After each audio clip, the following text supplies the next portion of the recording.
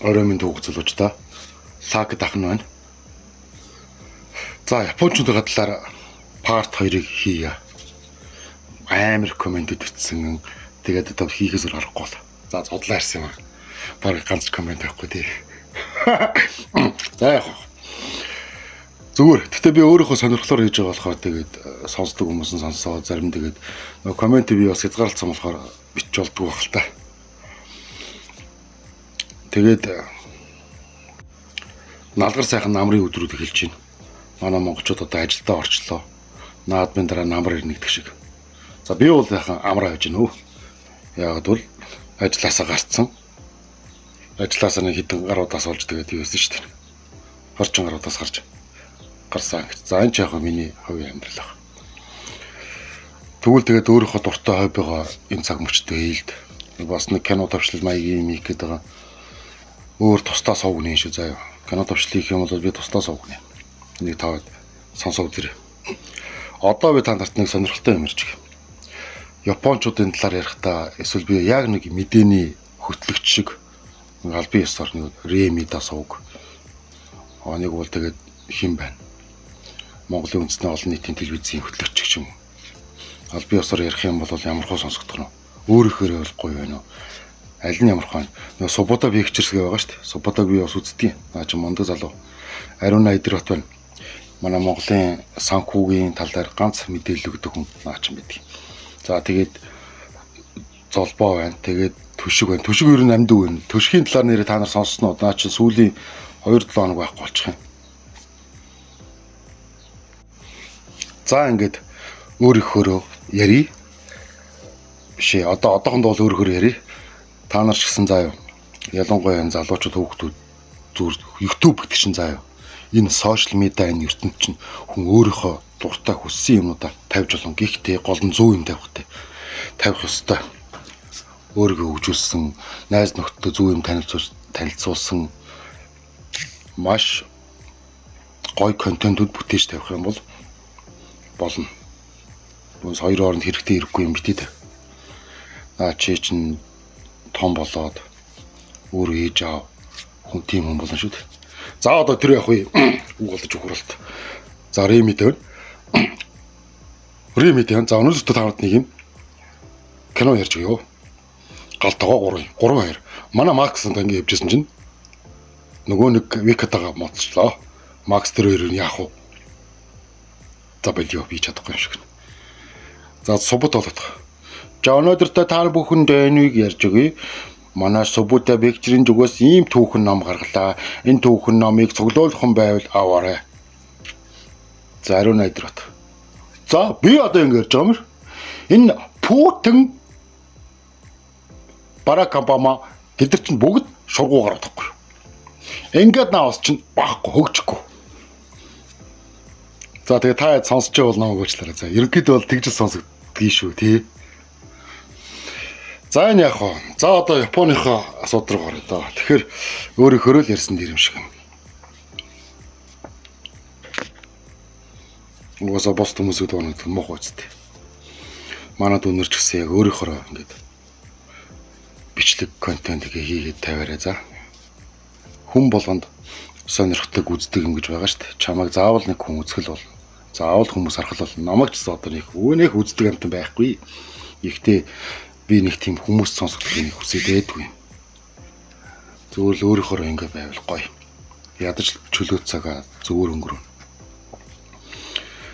Одоо үзэхгүй ч гэсэн хизээ нэгэн цагт ирээдүйд үр хөвгт чинь үзнэ шүү дээ. За ингээд Япон улс руугаа буцаад орё. Яг нэг текст уншиж байгаа юм шиг би яриад тахав. Одоо ингээд бичсэн юм шиг. Ремида ч юм уу тэр шиг. За тэгвэл ярьж.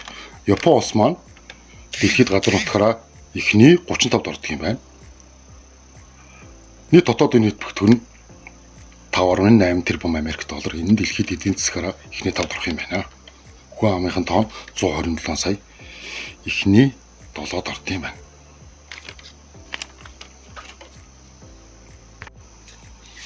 Их мохоо албан ёсны юм шиг сонсогдож байгаа үз. Тэгвэл тэгээд яг л миний хараад байвал. За Японочууд маань Дэлхийд яг дээр газар нутгийн жижиг юм 300 мянган км квадрат. Энэ одоо манайхаар гэх юм бол Дорнод аймаг, Сүхбаатар аймаг, Хинтэн аймгийн газар нутаг одоо энэ 3 аймгийг нийлүүлсэнтэй хэмжээний газар нутаг гэсэн үг байхгүй юу? Тэнд тэгээд бүхэл бүтэн 127 сая хүн байна гэж та нар боддоо. 127 сая хүн. Тийм жижигхэн газар нутаг тэр. Яа. Тэгээ нөгөөт нь зүгээр ч нэг юм манай монголчин юм тал мал биш. Ерөөсөө ингээд байнгын уул амар өндөр уулнууд. Тэгээ байнгын газар хөдлөн. Цунами болон далайн давлгаанууд нь болно. Тэгээ энэ тэнд нөгөө бага хатбын цахилгаан станд барьсан. Нөгөөх нь дэлбэрчгүүтэйгэл. Тэгээ газар хөдлөлт болохоор тэгээд нөгөө хөөх юм бончууч нь өгчгүүтэйгэл бүх айцтай л амьддаг юм шиг. Тэд нар яаж ингэж хөгжиж баян болсон бэ гэхээр одоо дэлхийд эдийн засгаараа за 3-т явж ин да. Эхлээд Америк нэгдсэн улс нь одоо тэгээд Хятад байна, тэгээд Япон байна. Тэгээд дараа нь яг Герман орд юм. Тэгээд хүн амынхаа тоогоорч гэсэн дэлхийд бол эхний 10-д орж байгаа. Нийслэл нь Токио хот гэвэл та нар угаасаа бүгд мэднэ. Яаж ийм амир өндөр хөгжилтэй болсон бэ гэх юм надад ч бүр 1800-аад оны үед НАО хөгжилсэн байхгүй юу? НАО хаа гэдэг чинь юу гэсэн үг вэ та нар мэдэх үү? Манай монголчуудад аливаа юм орчуулгатай жоохон зөвөр нь хүүхэд залуучууд ялангуяа маш сайн ойлгох хэрэгтэй. НАО хаа гэдэг чинь ерөнхийдөө бол бүтээгдэхүүнийг тухайн нутагт тухайн улсад нутагшуулахыг хэлж байгаа байхгүй юу? Нутагшуулнаа гэсэн үг. За ямар нэгэн одоо манай за Японочууд заяа манай Монголд нэгэн өөрийнхөө Японы Toyota корпорацийн Land Cruiser 300 машина Монголд үйлдвэрлэх. Энийг НАО хаа буюу ингээд үндэсний тийм бүтээгдэхүүнгээ үйлдвэрлэхийг хэлж байгаа. Иймэрхүү юмнууд нь цаадууч маш их хөгжүүлсэн. Тэгээ дэлхийн 1-р дайн дээр яг өөрсдөө зэвсгээ хийсэн буугаа ачна. Буугаа ачих юм дгээс өвчтэй гэсэн үг шүү дээ. Дэлхийн 2-р дайнд яасан өөрсдийн гэсэн танктай болсон. Тэгээд өөрсдийн гэсэн онгоц. За одоо энэ өдөр дайны зэргийн талаар юмрхийн зөв буруу юм мэдгүй. Гэхдээ ямар ч байсан Америкийн нэгдсэн улстай ганцтай байлж исэн улс чинь Япон шүү дээ. Перл Харборыг сонсч байсан таа. Америкийн нэгдсэн улсын Сувдын эрг буюу Перл Харбор руу одоо Япончууд дайрж ирсэн. Би одоо нэг баахан түүхчт мөхчтэй хажууд ярих жоохон онгойтой юм ярьж байгаа хэл та. Тэгвэл тэр түүхчт нь одоо ингэ сайхан гоё подкаст чи ингэ юм ярил л дээ. Би бол өөрийнхөө мэдж байгааг л ярьж байна. За 1900 миний мэдхийн 41 оны үед Япончууд дайрсан. Өөрсдийнхөө бүтээсэн онгоцоор, өөрсдийнхөө бүтээсэн зэвсгээр Перл Харбор гэдэг нь одоо ягтай нэг Хавай гэдэг Америкийн нэгдсэн улсын одоо нэг маал واخгүй. Тэнд бол нэг яг нээх хүн амьтан бол байхгүй. Тухайн үед бол яг Америкийн усан болоотууд байдаг гэсэн. За нэг үсрээл нэг 10 хэдэн мянган хүн л байсан юм шиг. Тэднийх нь 5-6 мянган цэргүүд. Тэгээ нэг 7-8 мянган онгоц байдаг юм шиг байсан. Гэтэ Америкчууд амар муухай. Тэр үед нөгөө Япончууд чинь дэлхийн дайнд ингээ оролцоод явцсан. Өөрсдөө надад чинь ямар ч газрын тийм баялаг байхгүй юу? Ямар ч баялаг байхгүй. Аргагүй ш та нар бодоо үстэй. Японы 300 мянган км квадрат газар нутагт байгалийн баялаг нь яах байсан. Байсныгаа бүгдийг нийтдсэн, ууцсан. Одоо жоохон төмрийн өдөр байсан. Жоохон байгалийн баялаг, жоохон байгалийн металл, жоохон нүүрс байсан. Бүгдийг хэрэгэлцээ гэсэн. Тэгээ тэр нь дууссан. Хятадын Манжуур руу орсон, ашигласан. Хятадын Манжуураас маш их өндөр өртөгтэй байсан байхгүй юу? За тэгээд газрын тос нь олдох байсан хамгийн гол нь. Тэгсэн чинь нөгөө Япончууд Америкчуудтай ингээд стратегийн тийм газрын тосын холбоотой байсан. Тэгсэн чинь нөгөө Америкчууд нь тэрнийг өгөхгүйгээр маялсан эхлэх өрсдөө. Тэнгүүд нөө Перл Харборын зохиолт гээд Сувдын эргийн дайн гэдэг нэг тийм түүхэнд нэг тийм болсон. Тэгээд Япончууд ч өөрхий тэрний хажууд нь амар том юм болсон шүү дээ. Дэлхийд 2 удаа ингээд устдаа бөмбөгдүүлсэн ганцхан улс байдаг. 2 удаа шүү. Нэг нь одоо яг Хирошимагийн цөмийн бөмбөг. 2 дахьд нь Нагасаки. Энэ хоёроо бөмбөгдүүлсэн яг нэг нийлээд нэг бараг нэг 500 мянган шахун өнгөрсөн. 1921 оны бараг манай монголчууд өхөн хамтаа тэмцэх хэмжээний хүмүүс яг өнгөрсөн л т. Ганцхан цөмийн бөмбөг Ерөөсөө л нэгэн секунд дотор л тэгэл байхгүй газар дээр арчигтал дууссан да. За энэ яг японочдын нэг тийм түүх байдаг. Тэгээд японочд их сургамж аваад өөрсдөө ингээд хөгжинэ гээд дэвшнэ гээд 42 онд ингээд дайнд яваад дайнд тэгээд бас ялагдсан. Манай Монгол улс зөвлөлт холбоот улстай японочдтой дайн зарлаад 45 онд хятадуудыг бид нар чөлөөлсөн шүү дээ. Хятад ч бүр суг байсан шүү дээ. Өөрсдөө ч өчрөө олж чадахгүй амьдсан. Манай улс ч бүр 21 онд улсаа байгуулж яж байгаа чи хятад ч улсаач байгаагүй л хоорондоо ингээд нэг алдсан нэг тиймэрхүү байдалтай байсан. Тэгээд хятадууд ч манай улс чөлөөлж өгсөн юм. Манай хүүхдийг чөлөөлж өгсөн юм. Тэгээд японочдыг ингээд буулгаж аваад тэрнээс хойш өөрсдөө хамгаалах нэг зэвсэг хүчин гэдэг нэг тийм л юм байгуулсан. Тэгээд тэгээд тэрнээс хойш тэгээд ерөнхийдөө заа болио цэрэг танаар олдохоо болиё. Ингээд улсаа хөгжүүлье гэдэг надад ч тэгж хөгжүүлсэн байхгүй. Японочд нэг хамгийн харамсалтай юм хэмээл энэ дэлхийн 2 дугаар данаас хойш газар нутаг маш ихээр алдсан. Одоо энэ Оросуудын энэ байж байгаа энэ Сахалин гэд байгаа заяа. Сахалины 50% нь алдсан. Тэгээ Курилын арал яваа. Тэрнийг Оросууд алдсан. Ер нь бол тэр бол зөвлөлт холбоот улсын үед л алдсан юм байгаа юм л да.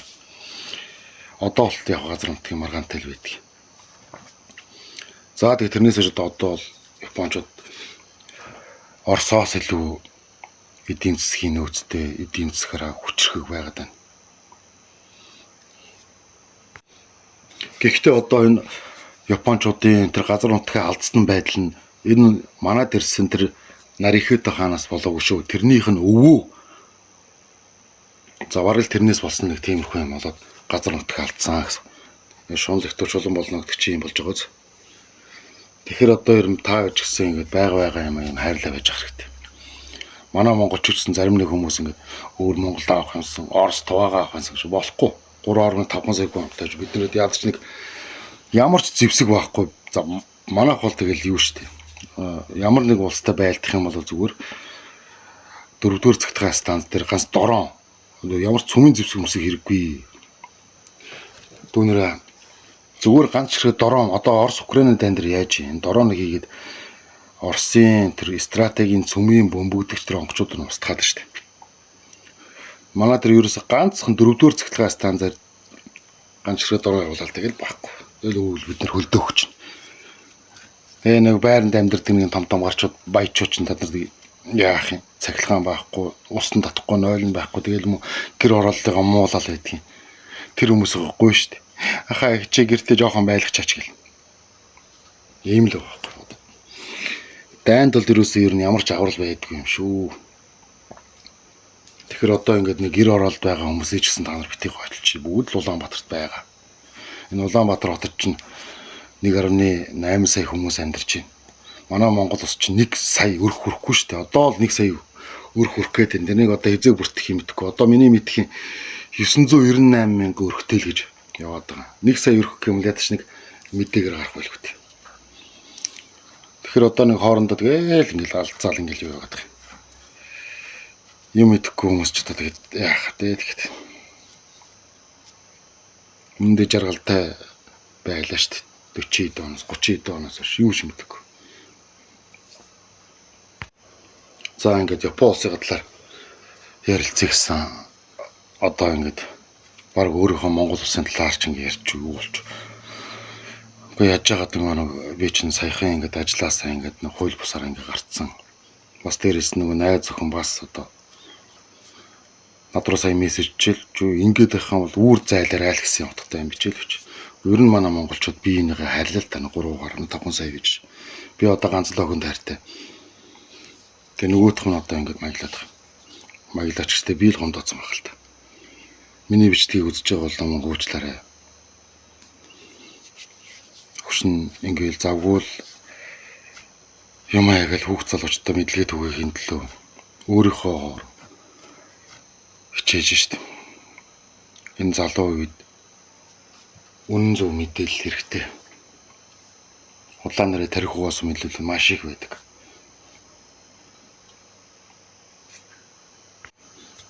Надад ямар нэгэн мундаг хүмүүс шиг тийм эдитер байхгүй, эффект хийдэг хүмүүс байхгүй. Одоо тэгэл ингээл тавина. Энэ түүх бол үлдэнэ. Манай Монгол хүүхдүүд энийг ойлгоно. Монгол залуучууд ойлгоно. За ингээд та нартай баярлалаа. Part 2 маань ингээд дуусгаа да. Ер нь бол манай Япон улс үнэхээр манай монголчууд туссан шүү. Манай Монголын ард түмэн Японы ард түмэнд баярлдаг. Японы ард түмэн ч гэсэн манай монголчуудыг мэднэ. Яг бол ашаа шөрөө давг дөрж нөө суумгаар мэдэнд сайхан барилтанд Японы дивжиг чинь нар харуулах шүү дээ. Наа 2 3 амт чинь. Нэг мантон боз яриаддаг. Монголд бол нэг ямар ч хэрэг байхгүй л тийм л нэг тийм л гэдэг юм шиг. Тэгээ энэ дэр өөрөөсөө бас томгаа бодцоо. Ямар ч ашиг байхгүй манай Монголд. Ирээд яцныг хийж бүтээсэн юм бол байхгүй.